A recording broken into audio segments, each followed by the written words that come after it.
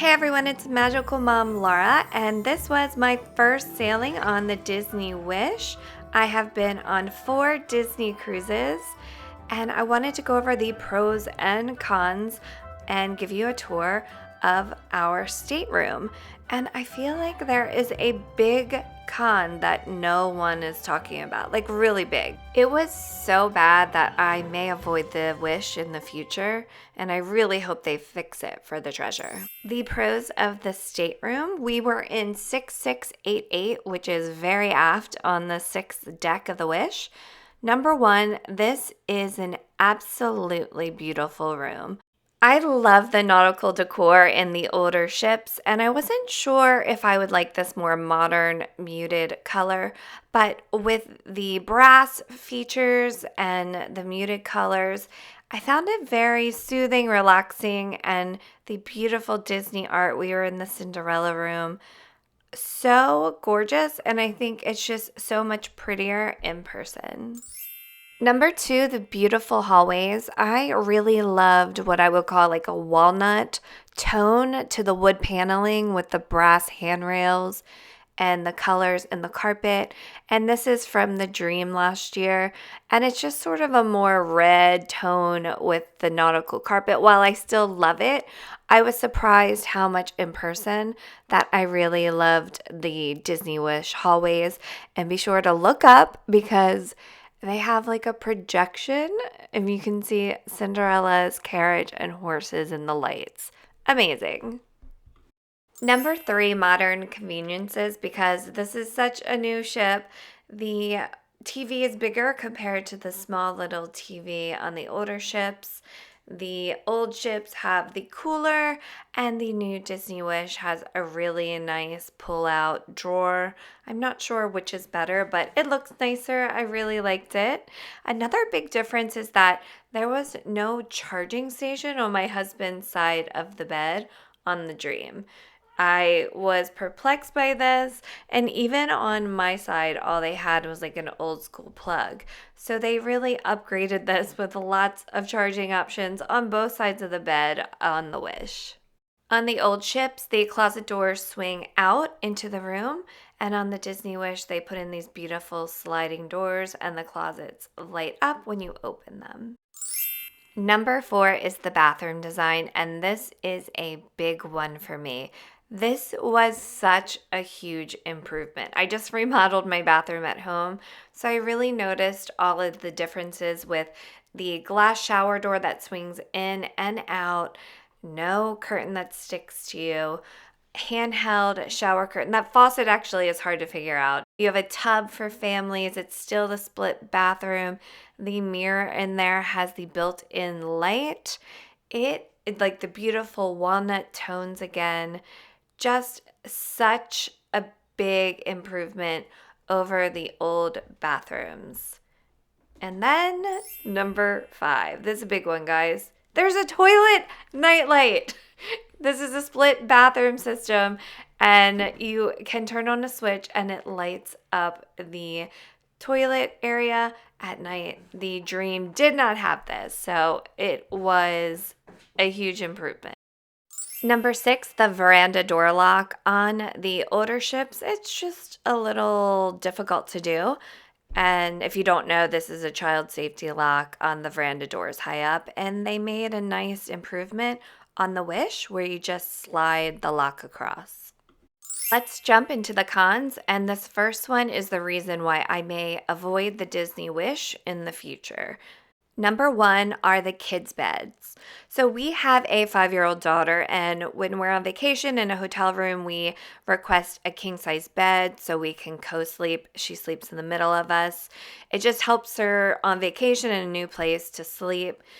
On the Disney Dream last year, it was her very first cruise, and she slept in the bed, but in the middle of the night, she would jump in our bed. And if you don't know, the standard staterooms are queen-size bed, so we don't fit. So it's basically musical beds on the Disney cruise ships. So she comes in her bed, and then we take turns on the kids' bed. Well, the Disney Dream kids' bed was so incredibly comfortable. Not so on the Wish. The first night we actually did the bunk bed because she wanted to do it. It was immediately a no for her, so I actually slept up there the first night, and that bed was okay. But I was excited the next night. I told the stateroom attendant, don't pull the bunk bed, just make the bed on the bottom. And it was like cardboard. It was only a 4-night cruise. My husband and I took turns sleeping on it. And the one night I had to sleep on it, I didn't sleep all night. I could not sleep at all. It was one of the most, if not the most uncomfortable bed I've ever slept on. Now, I think maybe the problem is I like a softer bed, and this was very firm. I don't think we can stay on the Disney Wish. I mean, sleeping is very important. My daughter hated it. My husband hated it. He had trouble sleeping, and I definitely had trouble sleeping. I have heard that you can request a mattress pad. It's not guaranteed, but that would help as well. But I just don't know how they got the Disney Dream so right and then this one so wrong. Number 2 is the lack of drawers. While the closet system was very beautiful, there was a lot of hanging and shelving. So you had to hang a lot of stuff, and also packing cubes really helps out because there was not a lot of drawer space. So keeping like underwear and things like that in a packing cube and throwing on the shelf works.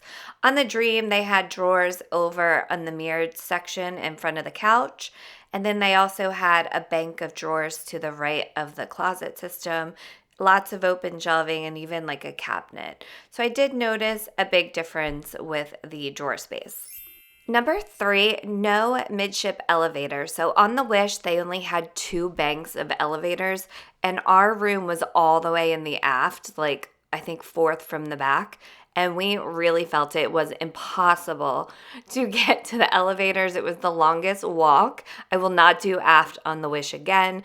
On the Disney Dream, there and all the other old ships, there are 3 banks of elevators. And our room last time on the Disney Dream was 7192. And you can see here how close it was to the elevators. Number 4 is the TV placement. Yes, it's bigger than the old ships, but the old ships was in front of where the kids sleep. And it also had a bracket where you could turn it. Here on the Disney Wish, it is right in front of where the parents sleep. And it does not turn so the kids can see it. So it's not a very good setup for families and for kids to watch the TV. I wish they had put it on a bracket, and I think that would have solved the problem. But honestly, we didn't really watch TV all that much. My overall thoughts, if you like a soft bed and have a kid or have 2 kids, it may be a problem. This is a problem for us, and I don't know if I would choose the Wish because of this reason. And it breaks my heart because we had such a wonderful cruise. It is so different from the other Disney ships, and there were so many great experiences on it. But if you like a firm bed or your child likes a firm bed, this might be perfect for you. And it's a shame because I think the Disney cruise beds are some of the coziest, most wonderful beds I've ever slept in, and that includes the queen bed on the Wish, also the Dream, Wonder, and Magic, which I've been on all of those, and all of the beds are just so comfortable and so nice. So again, I don't know how they got this so wrong because I was shocked how wonderfully comfortable the sofa bed was on the Dream. The bunk bed wasn't as bad. It wasn't great, but if you have an older kid, just one who wants to sleep up there, that's probably fine. As far as this room, I do not recommend this far aft.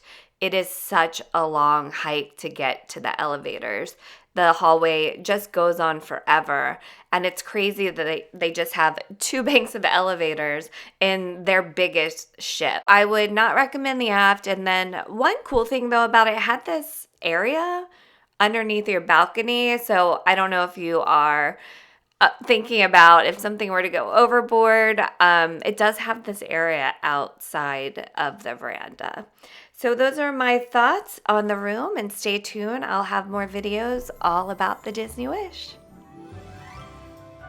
Thanks for watching. Like and subscribe.